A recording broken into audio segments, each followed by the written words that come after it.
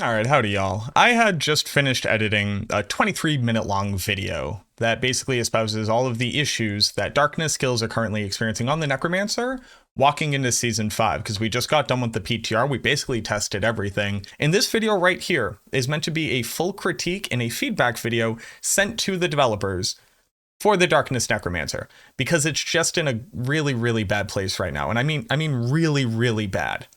But I figured I could do it in shorter than 23 minutes, at a significantly faster rate. So go ahead and start your watches. If I get it done, let's go ahead and call it in less than 15 minutes. If you're brand new here, maybe subscribe to your channel, leave a like on the video. I promise not to waste your time. Let's get into it.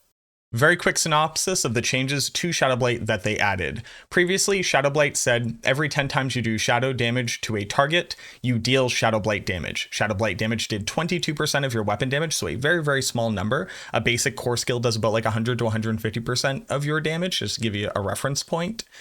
This damage instance could crit. It can crit, so it has, if you have a 100% chance to crit, it will crit as well. Gains all of your crit damage multipliers.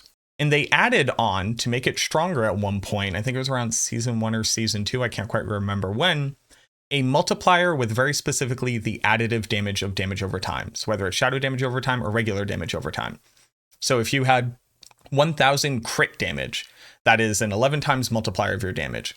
But if instead you had 500 crit damage, so a 6 times multiplier, and 500 damage over time, that would act as a new 6 times multiplier. So rather than 11 times, you would get 36 times your damage. So it was this interesting way of being able to stack crit and damage over time. And it speaks to this duality that the darkness skills have always had. And I put that in air quotes because there is no duality to darkness skills, not really. You either are doing crit damage with Infinimist or Sever, or you are doing damage over time with Blight or Blighted Corpse Explosion with Black River or Shadow Blood Wave. There's no in between. Stacking both of them always negatively impacts the damage of the other one. So if you're a Sever build and you're stacking crit damage for Sever, but you move some of it over to damage over time just for your Shadowblight key passive, what that means is that your Sever is losing 500 additive damage if we use that same example. So you go from multiplying your Sever damage by 11 times to only multiplying it by 6, and then this very small proc damage from Shadowblight would enjoy a 36 times multiplier. And that sounds like a big number because they updated it. It now only requires you to deal damage 8 times, so a 20% increase in how often it will proc. And on top of that, they doubled its damage to 44%. Okay, cool. How much damage was Shadowblight doing on my Sever build? Well, Sever deals damage 4 times per Sever. It travels out, it travels back, and it does 2 spins. So it means that you would have to trigger 2 Sever casts to get 1 Shadowblight proc. I was a fully built, crit damage, super efficient character. It was like a lot. It was very, very powerful. In fact, Sever is doing really well in Season 5 PTR. But the damage that I dealt for my Sever on average, and it's actually on the low end, now that I think about it, was about 100 million damage per 2 casts. So it was doing roughly 50 to 60 million per swipe. And then the travel disc damage was another 10 to 20 million. It's actually more like 200 million if I'm being sincere here. But let's just call it 100 million because it's an easy number to handle. My Shadowblight proc on that build was doing 500,000 damage. Now, what percentage of your overall damage does 500,000 represent of 100 million? I'll show you that very quickly. So 500,000 divided by 100,500,000, because this would be our total amount of damage that we dealt. And remember, this needs to become a percentage, so you move the decimal point over twice. Represents 0.5% of our total damage output. Half of 1% of our total damage output. 1/200th of our total damage output for a key passive. Now, keep this in mind as well. On that same build, I had 287 maximum essence if I was a Bone Spear build. So whatever bone build that was, ossified essence would be representative of 115% damage increase, so a 2.15 multiplier, more than doubling your bone damage. Shadowblight represented less than 1% of our total damage bonus. Ossified essence would have doubled our damage if we were just using a different skill and clicked this button instead of this button.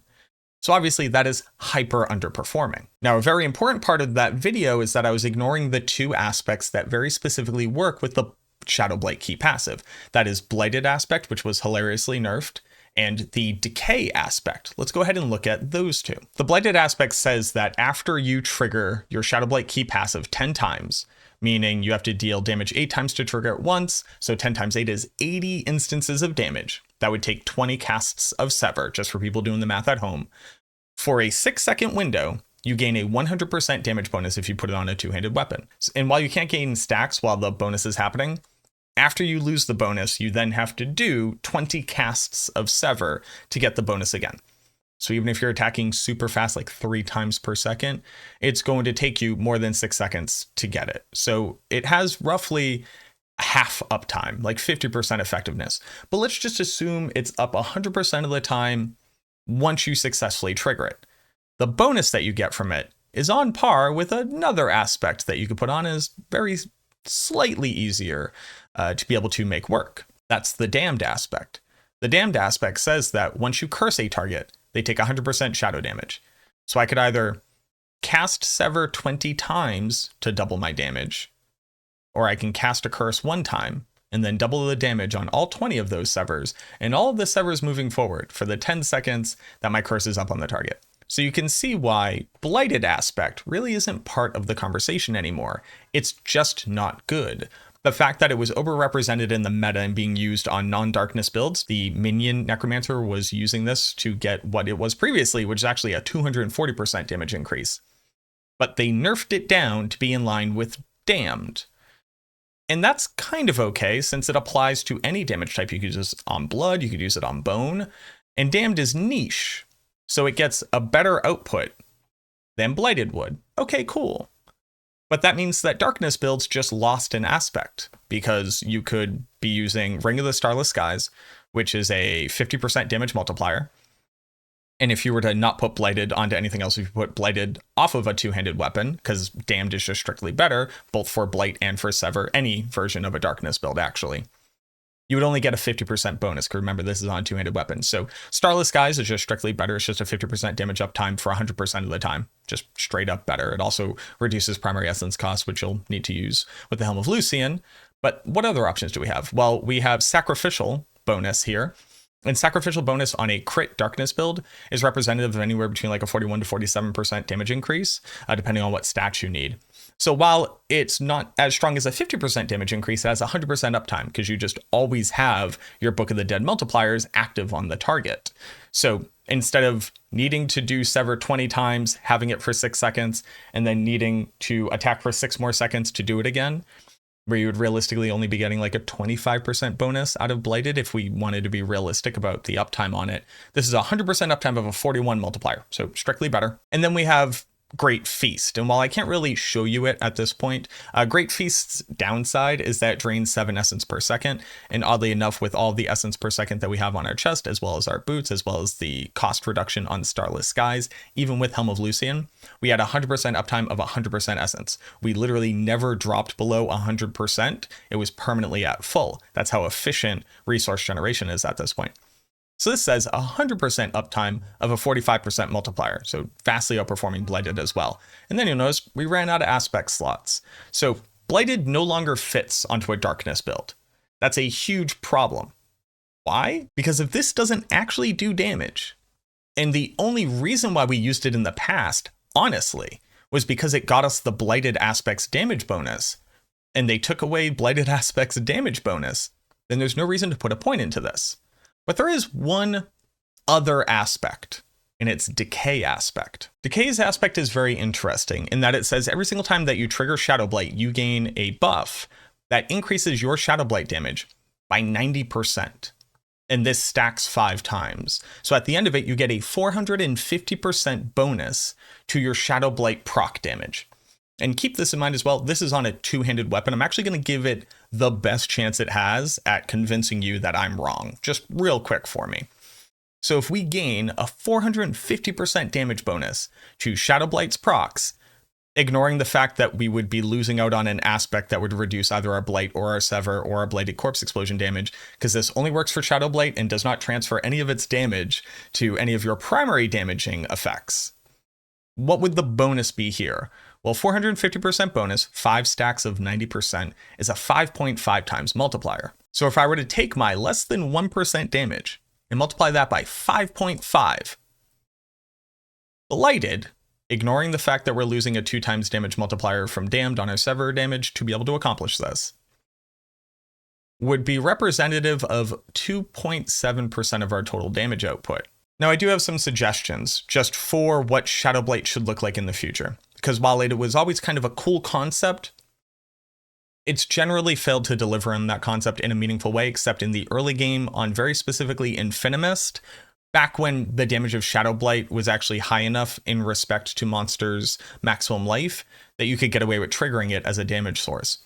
I would like to see Shadowblight broken up into 2 different options. One, something that automates the consumption of corpses whenever you crit or you deal vulnerable damage, something that would eat up a corpse or trigger a blighted corpse explosion, or basically give shadow builds a way of accessing the damage from corpse consumption without having to waste animations just manually casting corpse explosion just to get the flesh eater proc up. It is probably one of my least favorite things about every single necro build, is that while you're walking into a boss fight, you have to eat 4 corpses, so that once you stagger the boss, you eat 1 corpse just to trigger flesh eater, just to get the damage bonus during that window, and other than that, you really don't care about it. And on the other side, I would like to see something that builds into damage over time that scales based off of how many debuffs you have. There was a power at one point that basically said you do more damage based off of the number of crowd control effects you have on the target, and they've now turned that into an aspect, which would be cool, except the Necromancer can't fit any more aspects or unique items onto their character. Adding more aspects to the game doesn't solve the issues that the core skills have, because there's nowhere to put these things. We already have the best aspects. The only thing that we ever do is replace the current best aspect, which whatever one is now the actual best aspect. So once they change Damned to be better than Shadowblight, we just now use Damned instead of Shadowblight. It's not like Shadowblight went somewhere else or got, deranked here. So just adding more aspects isn't the answer. I wish that the damage over time key passive either rewarded you for stacking multiple types of damage over time, which would open up the door to use things like Indariel's Visage, which does poison damage, so all of our scalers don't really work for it, or just like turned any damage over time that you applied to a target into shadow damage, or read how many debuffs were on the target, so now you have a reason to apply both curses and also apply a stun and an immobilize and a freeze. So even when a boss isn't staggered, you still get the benefits, or at least a reduced power version of those benefits. Something very similar to how they're kind of changing the sorceress that basically said everybody had to be crowd controlled, but now it's just that you do that type of damage after you've applied that type of damage. It's hard to get into the nitty gritty here, but basically 2 key passives, kind of for all of the things we have, are very similar to the sorceress, who has 2 options per elemental damage type. And we are stuck with this little 4 square of you click it if it matches the color that you do. But ultimately, I would love to see something happen with Shadowblight, because right now the Necromancer just got gutted, didn't get properly compensated, and we're left with this thing that has always done nothing, but now how little it does is really shining through. That basically just says, like, this is the best that you get, like, take your lollipop and, don't cry at the doctor's office, when in reality we got nothing. So that's my message to the developers. That's my message to you all as well as the player base. Do you agree? Do you disagree? Do you think that we could do something else? Is there a better idea? What was your experience in the PTR? I would love to hear from you. I think the more voices and the more we kind of uplift this issue, the better chances that the squeaky wheel gets the grease. That's how I always feel. And I think that at this point, it really needs to be addressed. Now, I'm positive the Necromancer skill tree is going to get a massive overhaul in the expansion, no question. While I'm just guessing that, it seems like it would need to happen if they actually want the class to be relevant once the expansion drops. But I'm not super willing to sit through another season and a half of just having nothing, because later we'll get something when I would love to see whatever they're cooking up get implemented sooner, so that we can go back to enjoying build diversity and not just accepting the fact that this key passive is trash at this point. Thank you very much for watching this video. If you're new here, subscribe to the channel. It would mean the world to me. Again, if I managed to convince you, maybe go ahead and click that button. Leave a like on the video as well if you agree. Leave a dislike if you disagree. I'd love to hear your opinions in whatever way you want to share it. But again, thank you so much for watching the video. I truly hope that it helps us in the long run, and I look forward to seeing you in the next one.